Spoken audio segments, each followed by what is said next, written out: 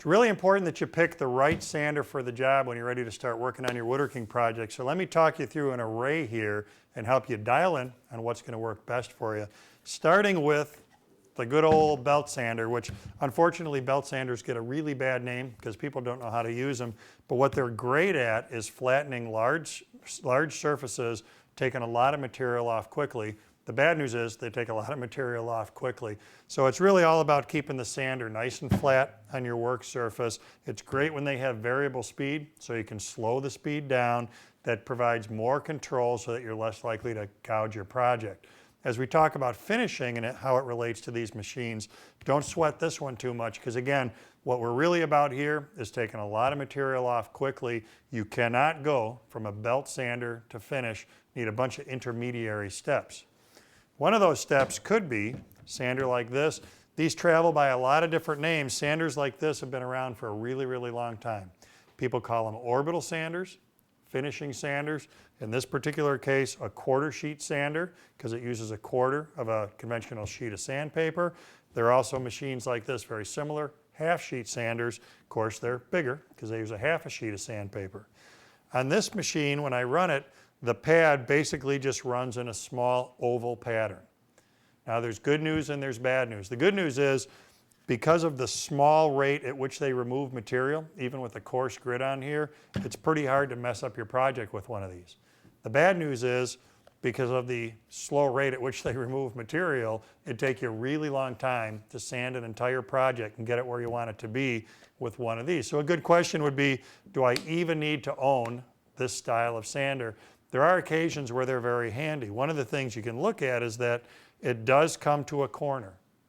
So if I need to sand to an inside corner of a project, I can get this sander right in there.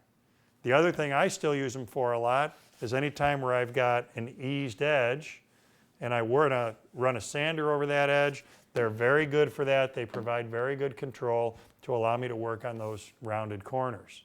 The downside to them is that because of the way they work, that oval pattern that they create is always the same.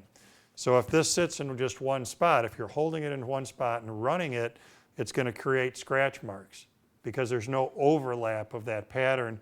That's where these babies come in. This is called a random orbit sander. So we got a couple things going here. We've got a disc on there that's going to spin when I turn it on. So it takes material off quickly like a disc sander would. But it brings to it the finesse of a finishing sander by keeping that moving in an oval pattern. But that's where the random orbit part comes in. So it's running in a random orbit. What that means is that a particular abrasive particle on there will never go in the same path twice. Because those particles overlap each other, it does a great job of eliminating swirl marks, so you get a higher quality finish. But remember, the general recommendation is, even when we're using this sander, you want to finish your project with hand sanding in the direction of the grain to make sure you take off any swirl marks left behind by a random orbit sander. Same thing here as with the belt sander. I've got variable speed on these machines, so I can slow it down, get really, really good control. It really helps me optimize the surface finish and make sure I don't take material off when I don't want to. Last thing we got here is what's called a straight line sander, and oddly enough, like the name implies, the pad on this one only moves in a straight line. The benefit to that is if I need to work on an edge, like this edge I have here, I can run this sander over it because I have a contoured pad.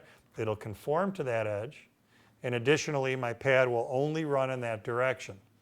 So the benefit to that is it helps eliminate swirl marks that I might get because my abrasive is moving parallel to the grain direction. Downside, they're not going to remove material very quickly. So from belt sander to straight line sander, there are applications for each of these machines in your shop, and the key is to just pick the one that does the best job depending on what part of your project you're involved in at that time.